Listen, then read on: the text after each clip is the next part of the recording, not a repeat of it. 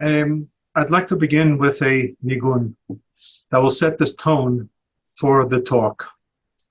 One of the Pirkei Tehillim that we've been saying pretty regularly now after davenings from Tehillim, the 20th chapter, Parakaf, Lamnatzech Mizmor David Yancha Hashem B'Yom Tzara Yisagev Hashem Elohei Yaakov.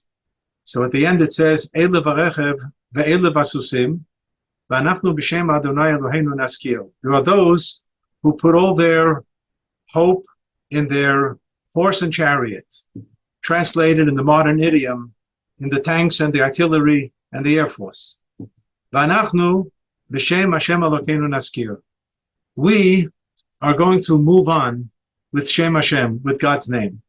I'm going to try to give a proper explanation to this pasuk, because if one thinks that David HaMelech is suggesting there are those who go to battle with their horses and chariots, but we don't.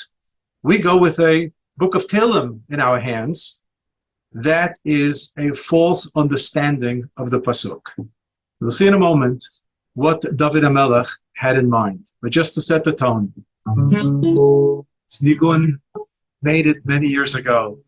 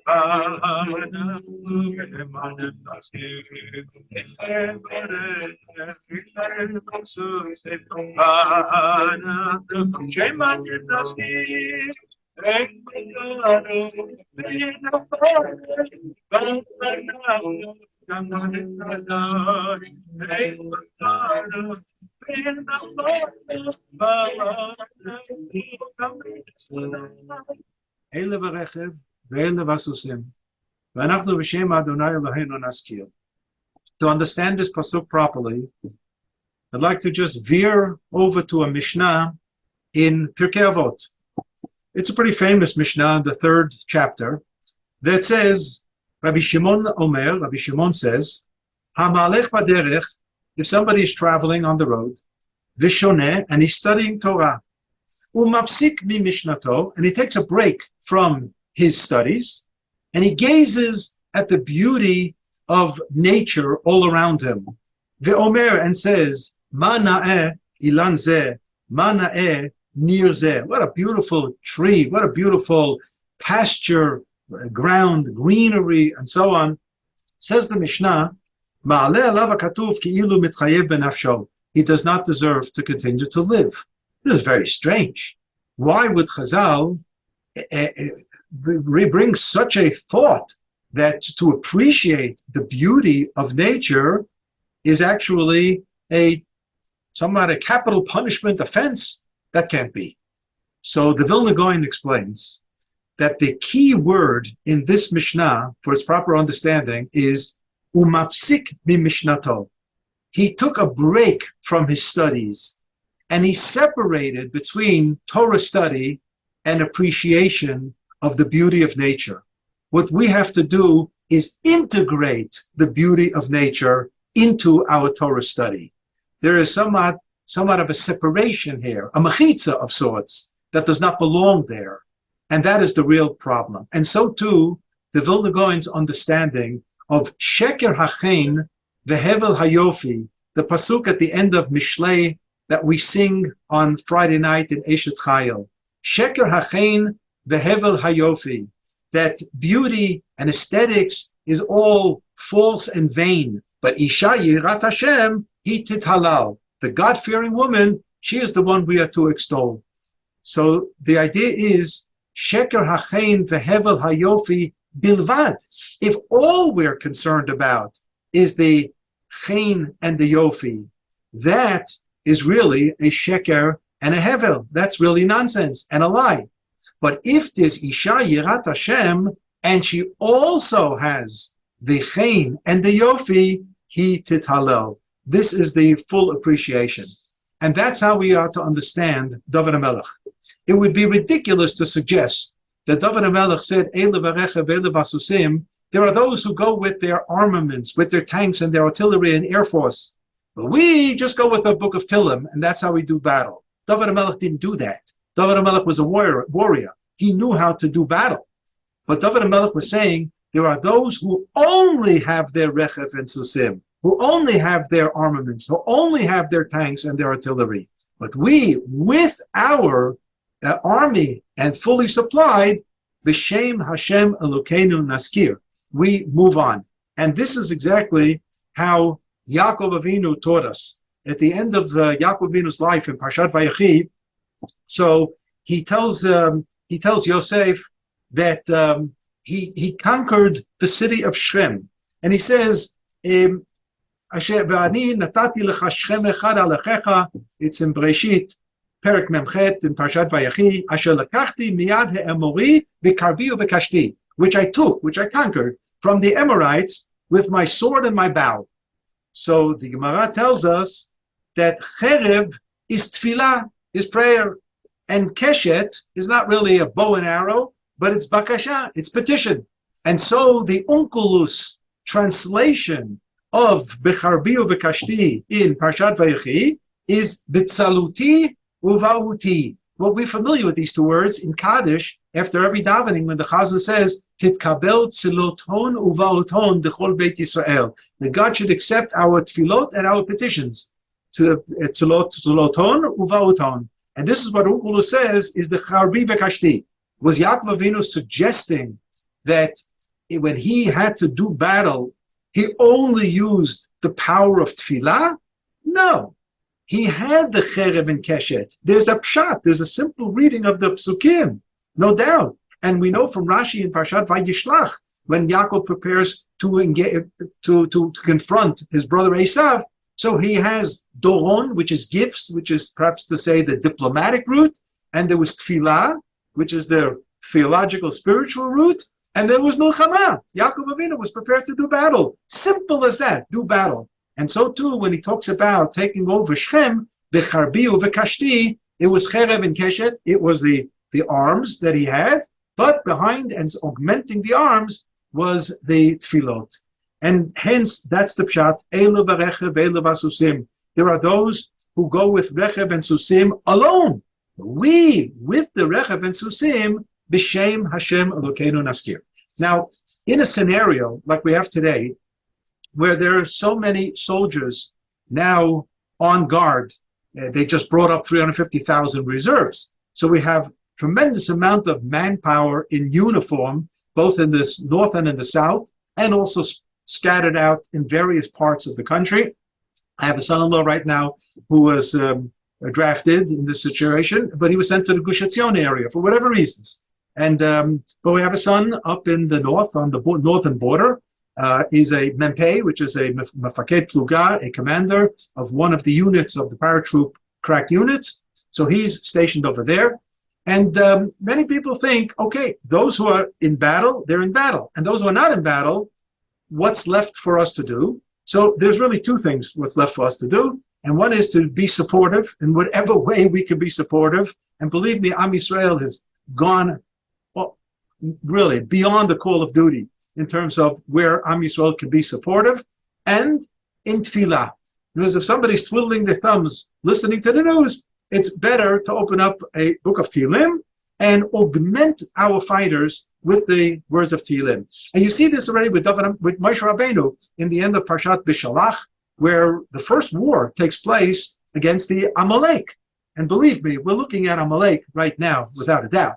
So the first war against Amalek, who was on the battlefield? It was Yehoshua who led the troops. But Moshe Rabbeinu with Ahron and Hur stood on the top of the mountain and had Moshe Rabbeinu's hands lift up. And the Mishnah and Masechet Rosh Hashanah tells us this was a gesture of tefillah. And only when OUisrael was davening, that's when the tide turned in our favor. Kasher Yarim Moshe Yado Shel Moshe Vegavar Yisrael. Kasher Yaniach, when his hands went down, was symbolic that Jews were a bit lax with their tefillot. Then the Amalekim were on the winning side. And the winning side, without being overly descriptive in the Torah, the winning side means that there were losses. They were wounded and killed. And in those days, until after the United States Civil War, wounded in battle meant you died. But you didn't die right away. You died 3 days later. That's what it meant. So the concept of wounded in battle and remaining alive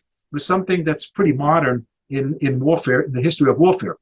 So you have the idea of those who cannot engage in battle for a zillion reasons have the obligation to augment the fighters with their tefillah. So that's one understanding. There are those who are doing the battle, and there are those who are doing the tefillah. Except that we believe that the battlers, the fighters themselves, are also b'shem Hashem Elokeinu naskir, that they too have a portion, not only in terms of their backgrounds, that many of them are very, very devoutly religious and spiritual Jews who daven, who study Torah, and so on. And now they're just putting the sefer on the side because they're engaged in battle. But they are people of very much so the fortitude of great soldiers, and very, very devoutly religious. So Chazal speak about such personalities as well. In Sefer Shmuel Bet, Perek Kav Gimel, it mentions somebody described as Adino Ha'etzni.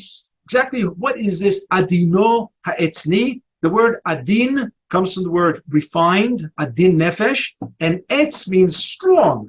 Sometimes a strong personality. It's not exactly a mild, Adin, pleasant, Adin Nefesh. Seems to be a contradiction. Adino, and who is it said about? So according to some Parshanim, it's about David HaMelech. According to some, it's about Yoav ben Tzruya, who was his commander-in-chief. So it certainly has something to do with David HaMelech, no doubt, and it may refer to David HaMelech himself. So the Gemara tells us in Masechet Moed Katan, on this phrase, Hu Adino Ha'etzni, that he was actually able to have a dual persona. Kishaya Yoshev V'osek b'Torah, when he was sitting and indulging in Torah study, Haya Ma'aden Atzmo Ketolat, he was very, very, very refined and very, very soft, almost as soft as a worm, in the sense elasticity and bending and being flexible. That's one type of persona.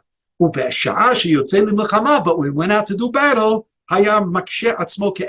he became very firm as a tree. And you see that David HaMelech, or perhaps Yoav ben Tzruya, had this dual ability of being both Ish Torah, a Torah personality, and a warrior. And we most probably can say the same for Rabbi Akiva's students, who he sent to engage in battle against the Romans in the Bar Kokhba revolution. I mean, they were Talmidim, 24,000 Talmidim, students of Rabbi Akiva. I assume, as we use in our phrase today, they knew how to learn. They knew something, the students of Rabbi Akiva. And they also were battle ready to do battle with the Bar Kokhba forces. So this is a type of personality that I can tell you that from the Bar Kokhba revolution until the modern day, this dual personality hardly existed. It hardly existed because, people are saying that what's happening now, what happened to, unfortunately, the tzara on Simchat Torah here in the South, the people are equating the malicious and the vicious to scenes of the Shoah. We have to be careful, and I agree with Yad Vashem on this 100%. We have to be careful not to misuse the word Shoah in the historic sense, but it's certainly appropriate to use the word pogrom, no question about it. Because if you read, for example, Eli Wiesel's description of the 1648 and the Kishinev, I mean, you see this. This is what we're seeing now, is what we saw in the pogroms, and in 1096 in the Crusades. There's one big difference between the Crusades and 1648 and the days of Khmelnytsky and the Kishinev of 1903 and today. The difference is, in all of those pogroms, the only thing left was to say Yizkar. That's all. Avarachim. There was nothing else to do. We could not fight back. There was nobody battle ready, nobody to take on the other side after burying our dead. This situation has changed. And I believe I mentioned it last week in the talk, that when our Rebbe Rav Soloveitchik spoke on 1956 on Yom Ha'atzmaut, and he said, Dam Yehudi Eino Hefker, no longer is Jewish blood Hefker, free for all. We today can return the battle and do it even more forcefully, which, God willing, will be on our side, and we're going to be able to do it. So we have here personalities who are able to be Torah personalities and also stand up to battle as we believe they should. In many of the shiurim at the center and elsewhere, people have heard that my family, we were blessed with a son who happens to be an El Al pilot. And people right away say, is he still religious? Is he still religious? Not just because he wears a kippah and has his tzitzis out with tchelet. This is somebody who's a graduate of the Hesder Yeshiva in Kiryat Shmona and studied in the Kollel there for a year. He lives in Talmon, which is in the Dolev area. He's a Kli Kodesh. He's the Gabbai in the shul. He's a Bal Koira. He's a Bal Tefillah. He's a Bal Tukeya. And as I always say, he could give a Shabbat Shuvah drasha. I think I could do a little better, but he wouldn't embarrass me. He would not embarrass me. He's quite a capable fellow. I'm going to just show you for 1 minute. It's a minute clip of what he sent. Eitan Adler sent to our family in Chutz La'aretz so that they should be strong. He's giving them Chizuk so they should be strong.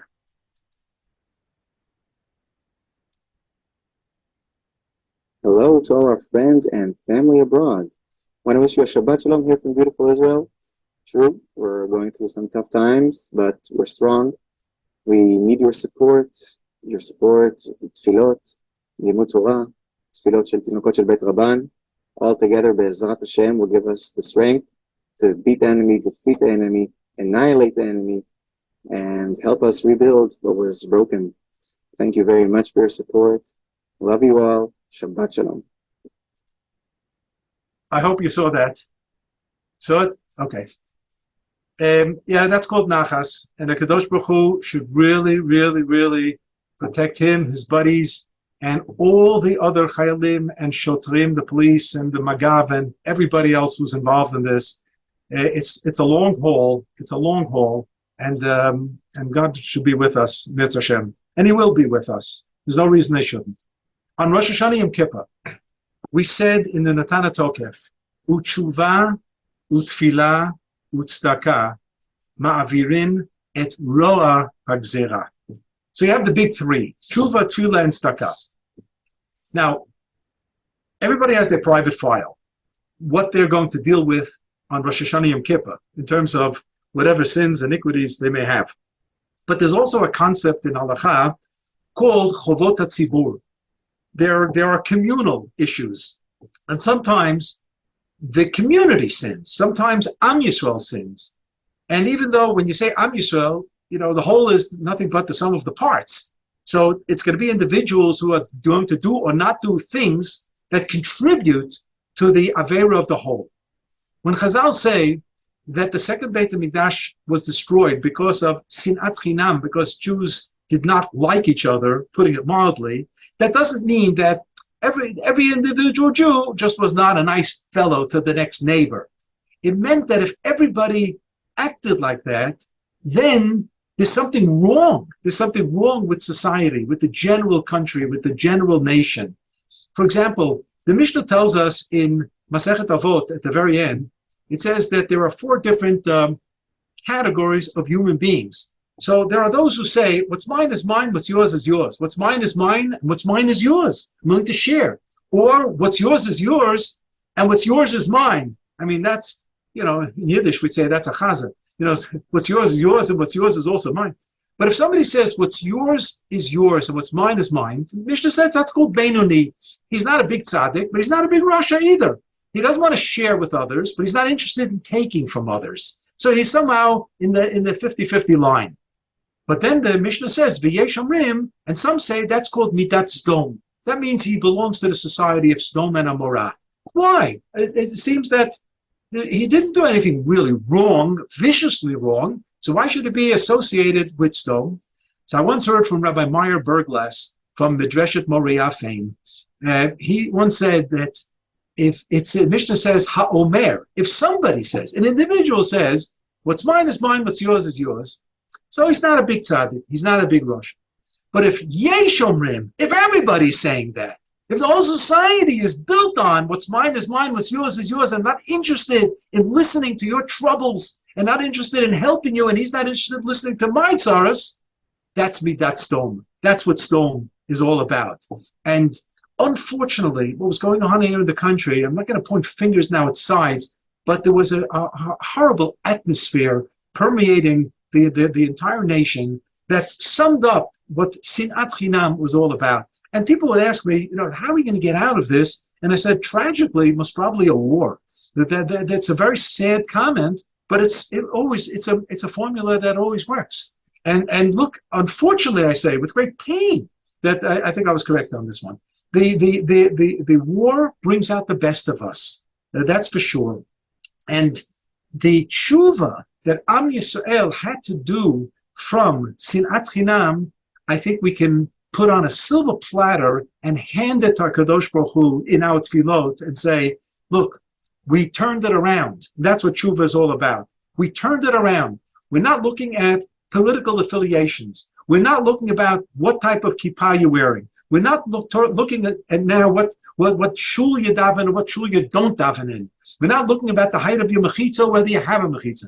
We're talking about Am Yisrael in totality. And Am Yisrael in totality right now is a unified nation. And on Mincha and Shabbat, when we said, Mi ka'amcha Yisrael, goy echad ba'aretz, it started making sense. A lot of sense. And this is actually what we have going on right here today.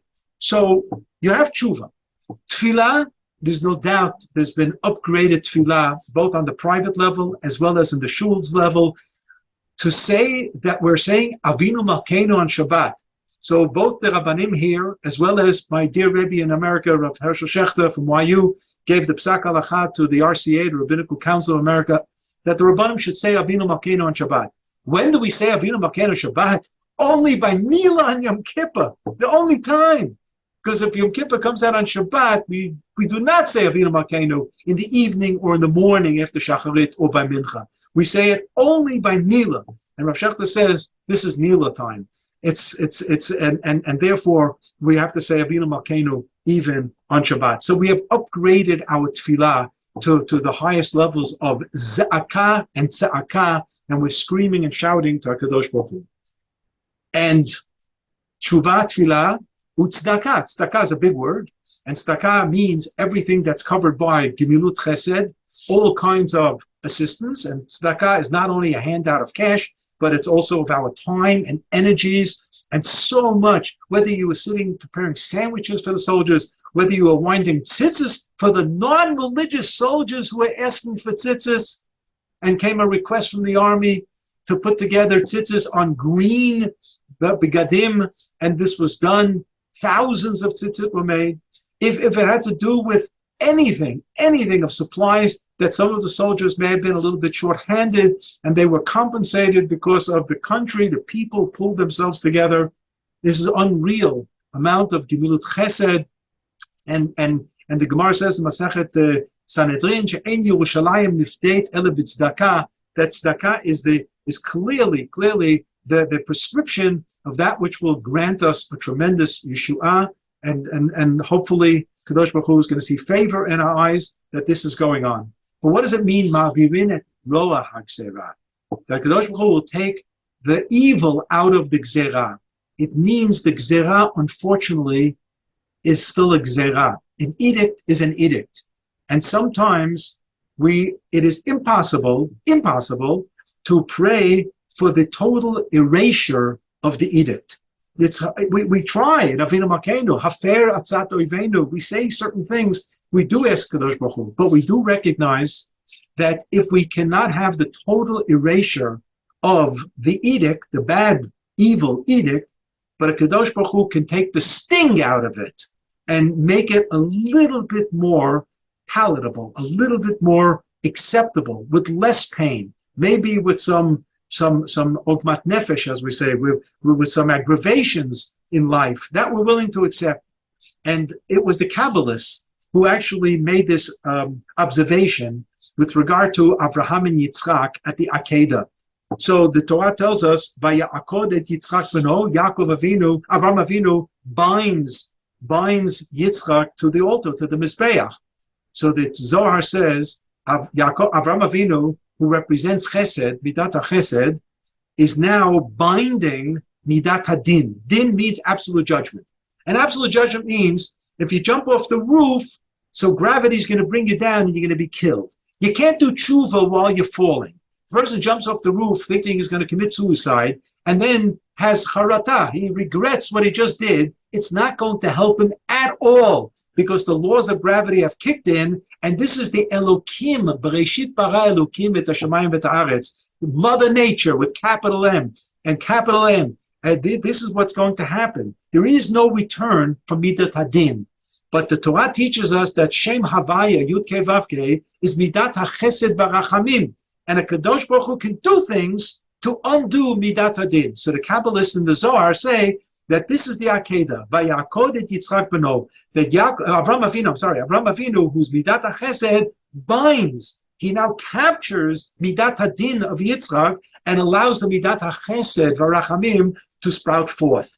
And this is what's known in the Kabbalistic world as Hamtakat Hadin, sweetening the judgment. It doesn't mean erasure or abandonment of the judgment. It means sweetening the judgment. The judgment's still going to be there, but you're going to get off the hook. It's not going to be the complete sentence, or what they say in the judiciary, a reduced charge. A reduced charge of some sort.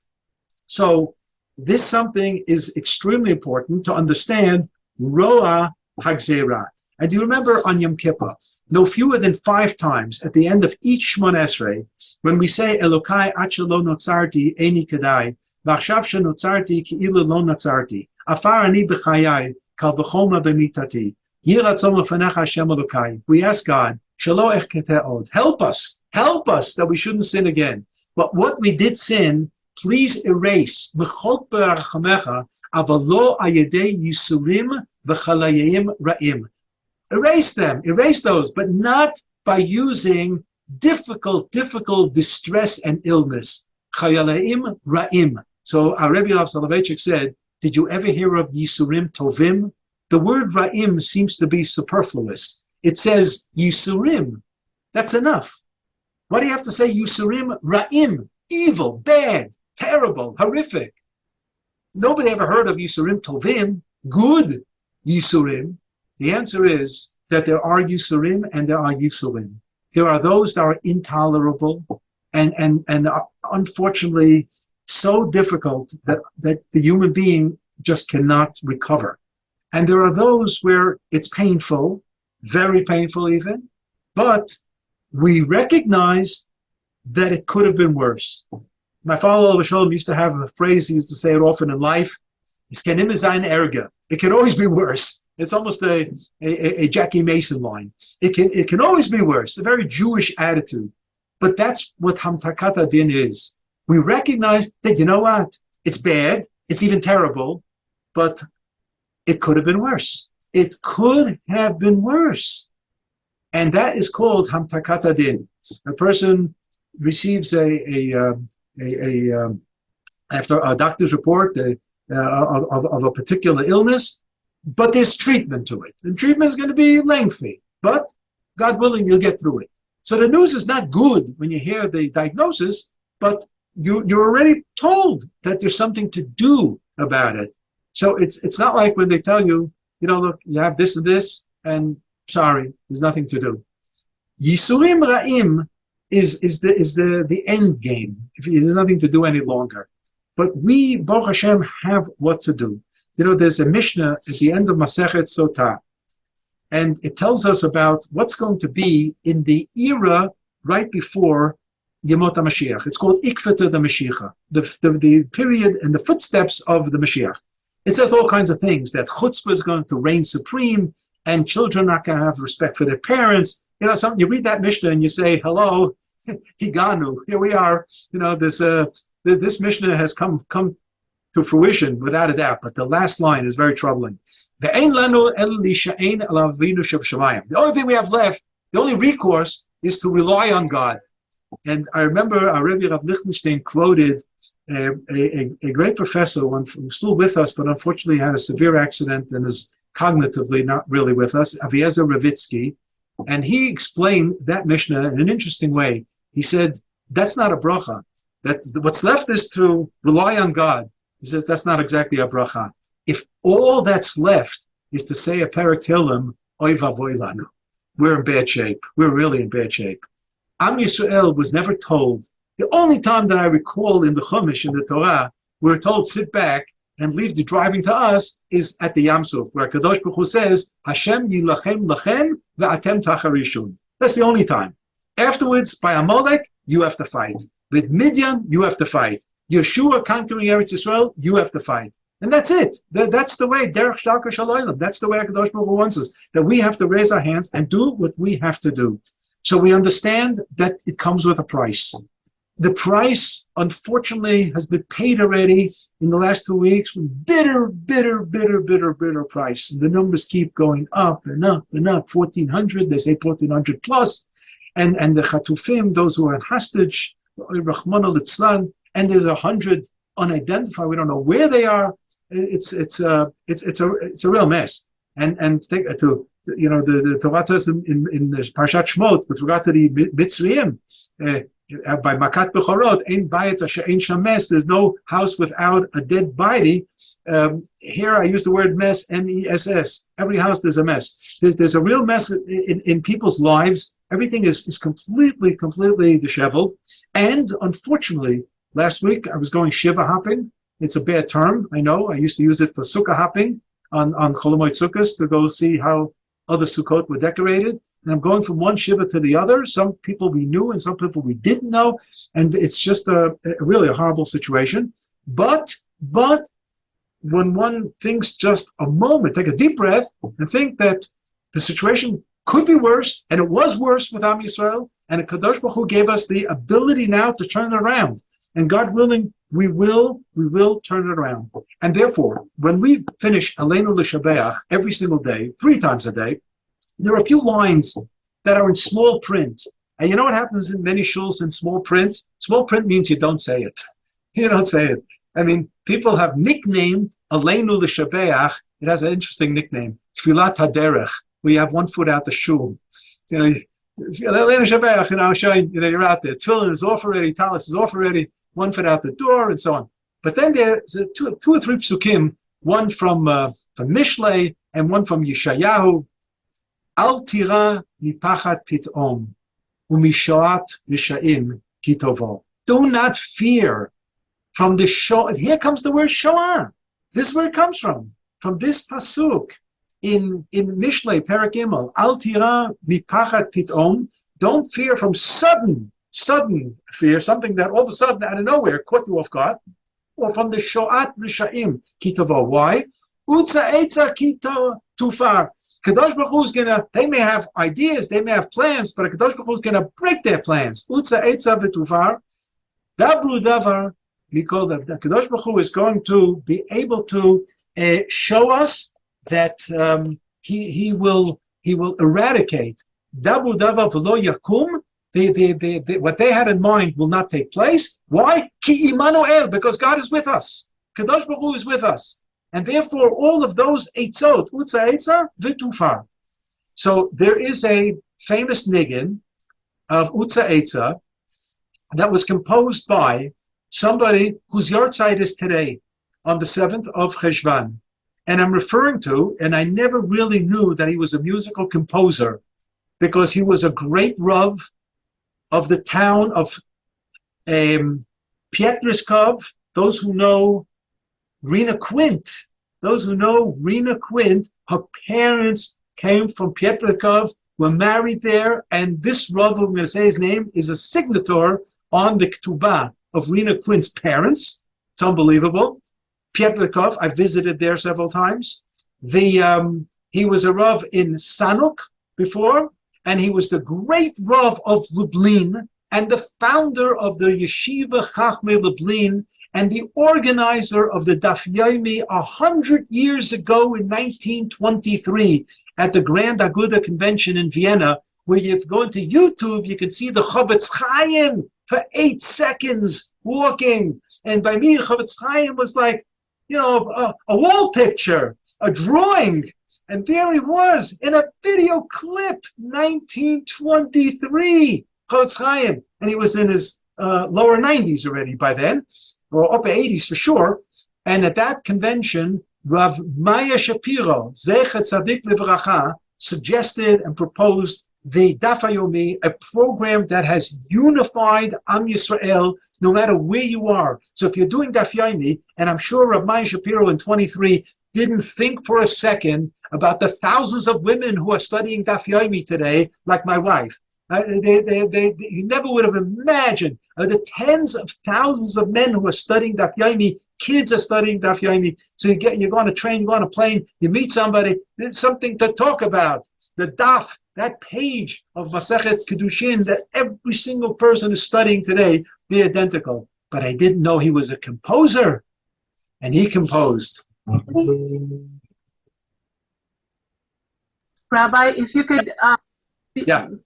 closer to the microphone, because it was very difficult to hear your last nigunim, okay?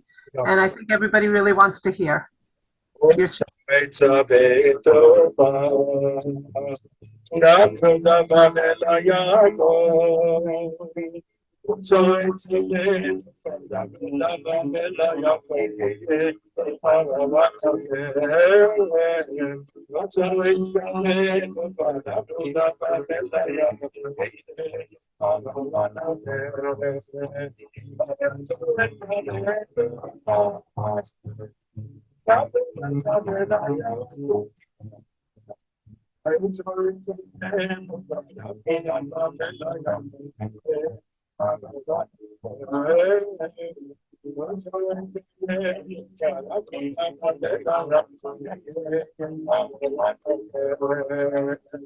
And Reb Shloimeh also has an Altira, Kipachat Pitom, and Utza Eitza, Betufar. A